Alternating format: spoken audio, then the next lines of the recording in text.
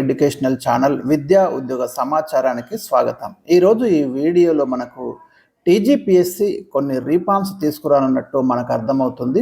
So ఆ విషయాల్ని ఈ వీడియోలో డిస్కస్ చేద్దాం. ఇలాంటి latest information, current affairs updates, general knowledge updates కోసం ఈ ఛానల్ని ఇప్పుడే సబ్స్క్రైబ్ చేసుకొని బెల్ ఐకాన్ నొక్కండి. అదేవిధంగా వాట్సాప్ గ్రూప్ యొక్క లింక్ మీకు డిస్క్రిప్షన్లో ఇస్తున్నాను.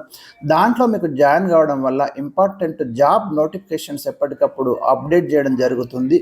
అదేవిధంగా డైలీ 10 క్వశ్చన్స్ మీకు latest current affairs with stock GK కలిపి ఇవ్వడం కూడా జరుగుతుంది.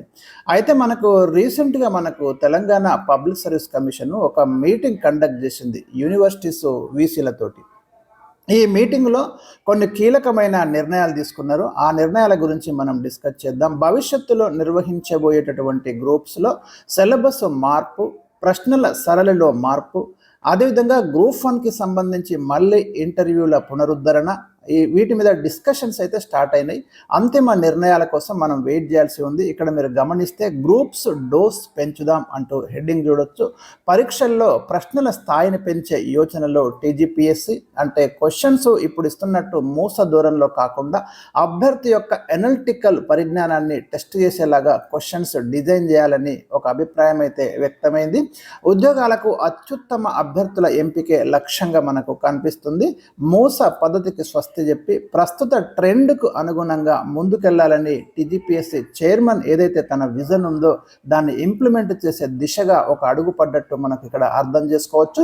క్వశ్చన్ బ్యాంక్ రూపకల్పన కోసము ఆ వర్సిటీల నిపుణులతో ఒక ప్యానల్ని కూడా ఏర్పాటు చేయబోతున్నారు. ఇది ఎప్పటి నుంచి ఒక ఆలోచన అయితే ఉంది.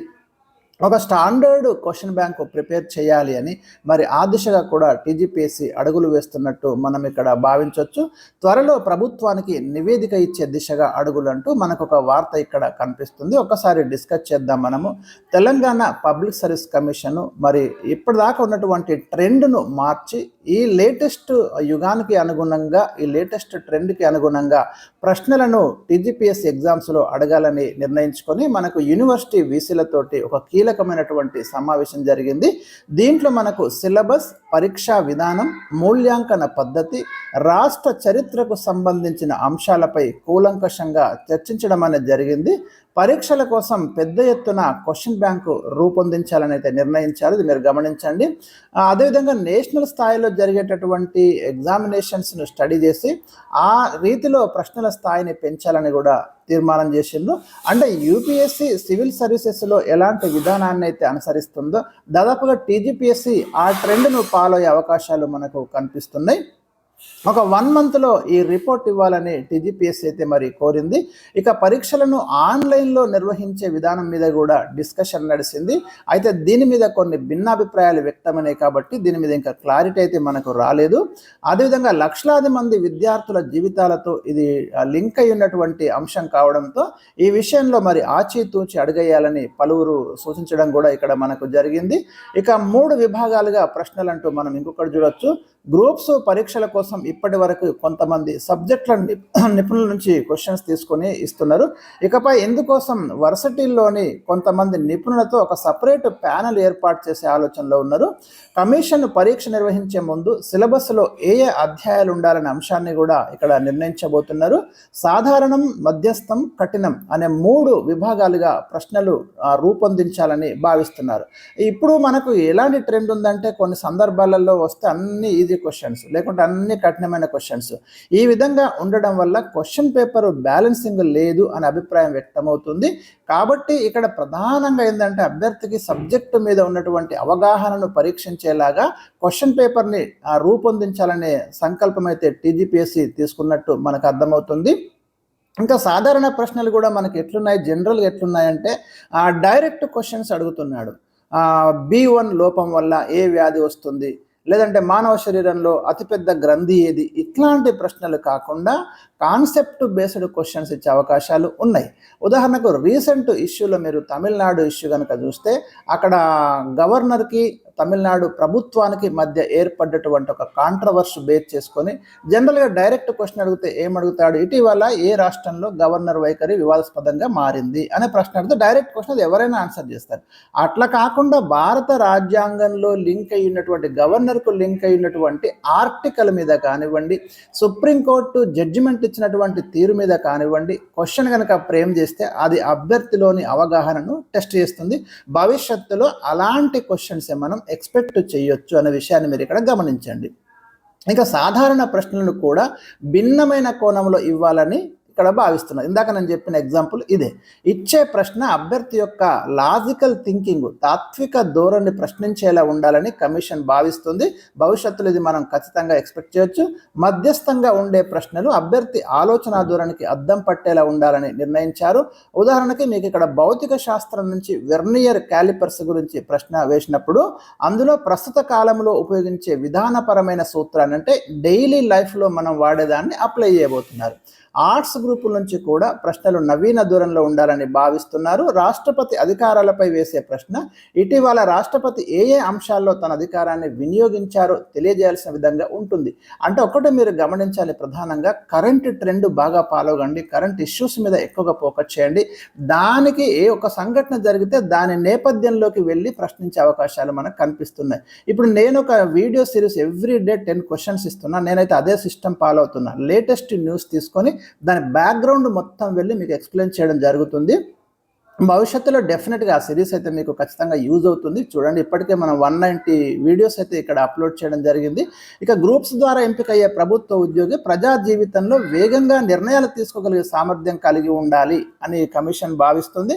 కఠినమైన ప్రశ్నలతో పాటు అతి తక్కువ సమయం ఇవ్వగలగడం అనే విధానం కూడా ఈ మేరకు కఠినమైన ప్రశ్నలు రూపొందించి తక్కువ సమయం ఇవ్వగలగడం అనే విధానంలో చేయాలని భావిస్తున్నారు. ఇక్కడ ఒక్క నిమిషం ఆగండి. ఈ మేరకు కఠినమైన ప్రశ్నలు రూపొందించడంతో పాటు అతి తక్కువ సమయంలో జవాబులు ఇవ్వగలగడం అనే కాన్సెప్ట్ కూడా ఇక టీజీపీఎస్ అయితే మనకు చేయబోతుంది. ఇక క్వశ్చన్ బ్యాంక్ రూపకల్పనకు అవసరమైతే ఆయా రంగాల నిపుణుల నుంచి సామాజిక పరిస్థితులు తెలుసుకునే విభాగం ఏర్పాటు చేసే ఆలోచనలో ఉన్నారు. టీజీపీఎస్సీ తెలంగాణ చరిత్రను సిలబస్లో జోడించింది. ఈ సబ్జెక్టుకు సంబంధించి కూడా కొన్ని కీలకమైనటువంటి మార్పులు చేయబోతున్నారు. ఏం చేయబోతున్నారంటే ఇక్కడ వ్యక్తుల కన్నా తెలంగాణ సమాజ పోకడలు, సంస్కృతి గురించిన అవగాహనను తెలుసుకునే విధంగా ప్రశ్నలు రానున్నాయి. అంటే పలానా ధర్నా దగ్గర పాల్గొన్న వ్యక్తి ఎవరనో, లేకుంటే పలానాది స్థాపించిన వ్యక్తి ఎవరనో, ఇలాంటి ప్రశ్నలను భవిష్యత్తులో మనం ఎక్స్పెక్ట్ చేయకపోవచ్చు. కానీ పలానా సంఘటన ఎందుకు జరిగింది, దాని వెనుక ఉన్న నేపథ్యం ఏంటి, తెలంగాణ యొక్క కల్చర్ను రిఫ్లెక్ట్ చేసేలాగా క్వశ్చన్స్ ఉండే అవకాశాలు అయితే మనకు కనిపిస్తున్నాయి. ఇక ఆర్టిఫిషియల్ థింకింగ్కు ప్రాధాన్యం అంటూ మరొకటి చూడొచ్చు ఇక్కడ. అంటే ఇప్పుడు జనరల్గా ఆర్టిఫిషియల్ ఇంటెలిజెన్స్, ఈ రోబోటిక్స్ కానివ్వండి, artificial general intelligence, extended reality అంటూ కొత్త కొత్త టెక్నాలజీ మనకు అందుబాటులోకి వస్తుంది. సో ఇవన్నీ కూడా మరి వెలికి తీసేలాగా క్వశ్చన్స్ ఇచ్చే అవకాశాలు అయితే కనిపిస్తున్నాయి మనకి.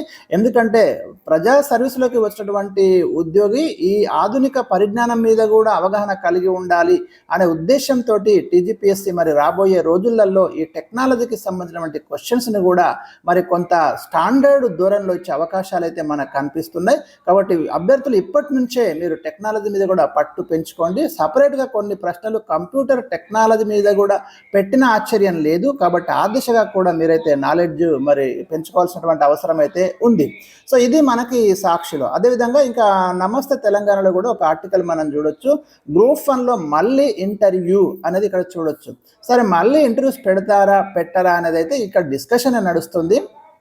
ఒకవేళ ఏం జరుగుతుందో చూద్దాం. పోటీ పరీక్షల సిలబస్లో 10 to 15% మార్చే అవకాశం అయితే ఖచ్చితంగా ఉంది. ఈ మార్పులు అయితే మనం చూడొచ్చు. సిలబస్ కమిటీ చైర్మన్గా ఆల్రెడీ ప్రొఫెసర్ బాలకృష్ణారెడ్డిని అపాయింట్ చేయడం కూడా జరిగింది. కాబట్టి ఇక గ్రూప్ 1 ఉద్యోగాలకు ఇంటర్వ్యూల విధానం మీద మళ్ళీ అధ్యయనం చేయడానికి టీజీపీఎస్సీ ఒక కమిటీ అయితే తీసుకొచ్చింది. ఏం చేస్తారు, ఏం రిఫార్మ్స్ చేస్తారో ఇంకా కొద్ది రోజులలో మనకు తెలియబోతుంది. పోటీ పరీక్షల సిలబస్ రూపకల్పన, సంస్కరణల మీద చర్చించడానికి చెప్పిన కదా ఇందాక వీసీల మీటింగ్ ఒకటి కండక్ట్ చేయడం జరిగింది. ఇందులో గ్రూప్ 1లో ఇంటర్వ్యూ పెట్టాలని కొంతమంది వీసీలు నిపుణులు సూచించినట్టు కూడా తెలిసింది.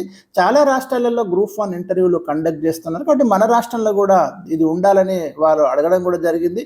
కాకపోతే ట్రాన్స్పరెన్సీ మీద సమస్య వస్తుందని భావించి మరి గత ప్రభుత్వం ఇంటర్వ్యూను రద్దు చేసింది. నియామకాల్లో పారదర్శకత ఉండాలనే ఉద్దేశంతో మరి ఇప్పుడు మళ్ళీ ఇంటర్వ్యూను తీసుకొస్తే మరి నిరుద్యోగుల నుండి ఎలాంటి స్పందన వస్తుంది అనేది కూడా ఆలోచిస్తున్నారు. రాత పరీక్షలో సాధించిన మార్కుల ద్వారానే ఇప్పుడైతే గ్రూప్ 1 కానివ్వండి, గ్రూప్ 2, జేఎల్, డిఎల్ అన్నింటినీ కూడా మరి తీసుకుంటున్నారు. ఒకవేళ గ్రూప్ 1కి ఇంటర్వ్యూ పెడితే మరి మిగతా వాటికి కూడా ఇంటర్వ్యూస్ పునరుద్ధరిస్తారా అనే దాని మీద కూడా డిస్కషన్స్ అయితే నడుస్తున్నాయి. పోటీ పరీక్షల సిలబస్లో 10 to 15% సిలబస్ను మార్చడానికి అయితే రంగం సిద్ధమైంది. సిలబస్లో కొన్ని వర్తమాన అంశాలను చేర్చే దిశగా కసరత్తు జరుగుతున్నది. ఇది కీలకమైనటువంటి పాయింట్ అండి. కరెంట్ ఈవెంట్స్ మీద ఎక్కువగా ఫోకస్ అయ్యే అవకాశాలు అయితే ఉన్నాయి. ప్రొఫెసర్ బాలకృష్ణారెడ్డి నేతృత్వంలో 6 సభ్యులతో కమిటీ ఆల్రెడీ అపాయింట్ అయిపోయింది. తెలంగాణ రాష్ట్ర ఏర్పాటు తర్వాత మనకు 2014-15లో అప్పుడు సిలబస్ డిజైన్ చేసిండ్రు. ఆల్మోస్ట్ 10 years అయింది. కాబట్టి మొత్తం గ్రూప్ 1, గ్రూప్ 2, గ్రూప్ 3, గ్రూప్ 4తో పాటు ఇతర పోటీ పరీక్షల సిలబస్లో స్వల్ప మార్పులను కమిటీ సిఫార్సు చేయనుంది. అది గమనించండి. ప్రశ్నావళి, సాంకేతిక సంస్కరణలపై కూడా మరో 2 కమిటీలు ఏర్పాటయ్యాయి. సో ఇదండి ఈరోజు మనకు లేటెస్ట్ అప్డేట్స్. మరి అభ్యర్థులు ఎవరైతే ఉన్నారో కొంచెం మీరు ప్లాన్డ్ ప్రిపరేషన్ చేయండి. మన వీడియో సిరీస్లో ఎప్పటికప్పుడు మీకు టిప్స్ అయితే ఇవ్వడం జరుగుతుంది. కాన్సెప్ట్ బేస్డ్ క్వశ్చన్స్ ఇక నుండి నేను కూడా ఇస్తాను, మీరు గమనించండి. సో అట్లాగే మీరు ప్రిపేర్ కండి. Thank you for watching. వీడియోను లైక్ చేయడం మర్చిపోకండి, షేర్ చేయడం మర్చిపోకండి.